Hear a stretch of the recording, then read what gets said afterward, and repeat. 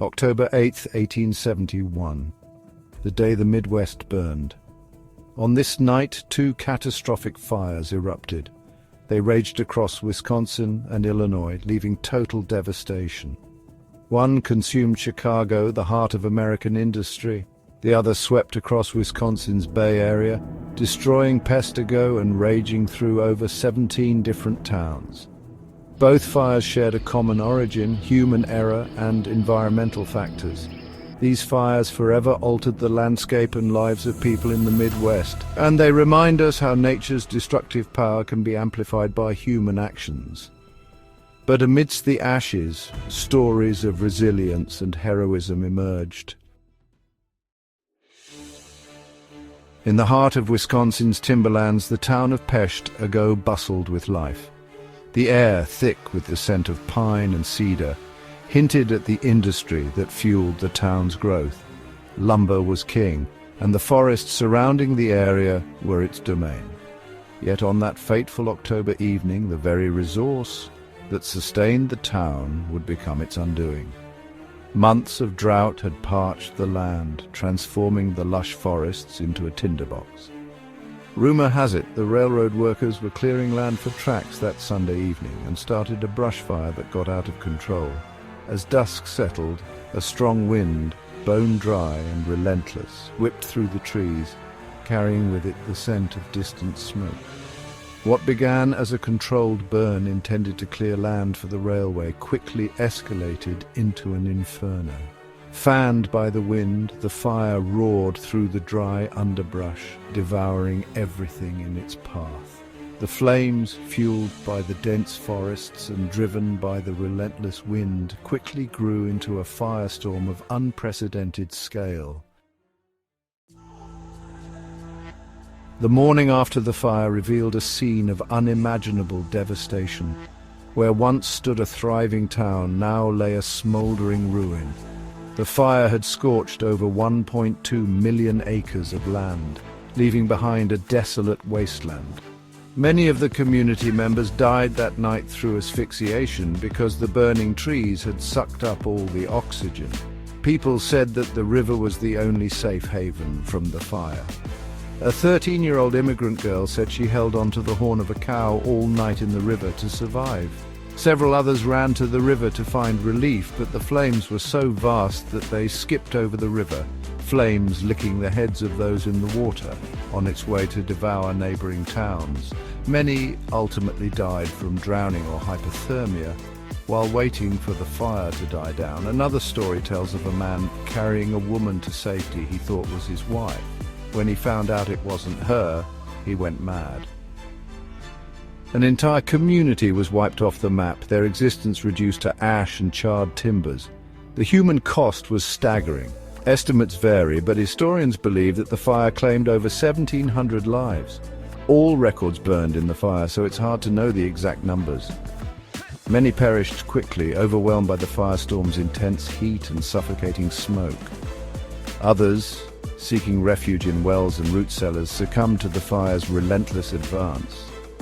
One survivor, Peter Pernin, the town's pastor, described the scene as hell on earth. He recounted huddling with his neighbors in the river, using blankets and pillows to cover their heads. He said the flames were so intense that the wet cloth would immediately dry up and that they needed to continue splashing the top of their heads to prevent burns. He emerged to find his church nothing but scorched earth, his community decimated, the landscape scarred beyond recognition.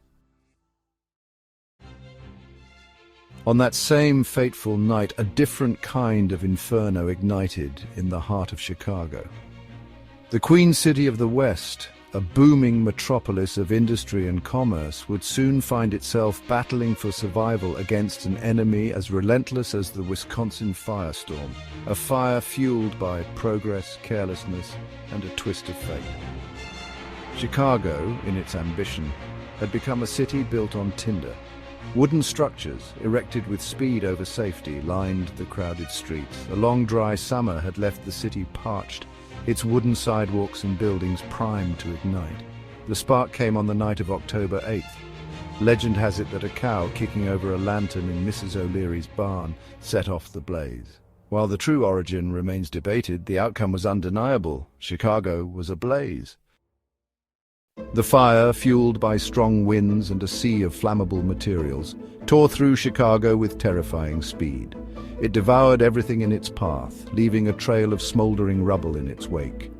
The inferno raged for 3 days, consuming over 2,000 acres of land and leaving an estimated 100,000 people homeless. Amidst the chaos and destruction, you would think things couldn't get much worse. Firefighter Matthias Schaffer, not recognizing the smoke right as a potential threat, did not inform the fire department. And to make matters worse, when he finally did, he sent the firemen to the wrong location, almost a mile away. This mistake led to things getting out of control before the fire department could even respond. Over several days, the city was able to gather as many firefighters as it could from neighboring towns and cities. These firefighters worked day and night to put an end to the devastating occurrence. The Wisconsin and Illinois fires, though separated by geography, were tragically intertwined by timing and a shared set of conditions. Both were fueled by drought, strong winds, and an abundance of flammable materials. Both left behind a trail of devastation, forever altering the landscape and the lives of those who called these places home. Yet, despite their similarities, the fires differed in significant ways. The Peshtigo Fire, a firestorm of unimaginable intensity, claimed far more lives, carving a path of utter destruction through rural Wisconsin. Chicago's fire, while less deadly, consumed a major city, capturing national attention and leaving an indelible mark on the American psyche. The Peshtigo Fire, despite its devastation, remained largely overshadowed by the Chicago disaster. The reasons for this disparity are complex, ranging from communication challenges to the sheer scale of destruction in Chicago. Regardless, both fires serve as stark reminders of the devastating power of fire and the importance of preparedness. In the aftermath of the fires, a spirit of resilience emerged from the ashes. The people of these devastated towns, though reeling from loss, displayed remarkable determination in rebuilding their lives and communities.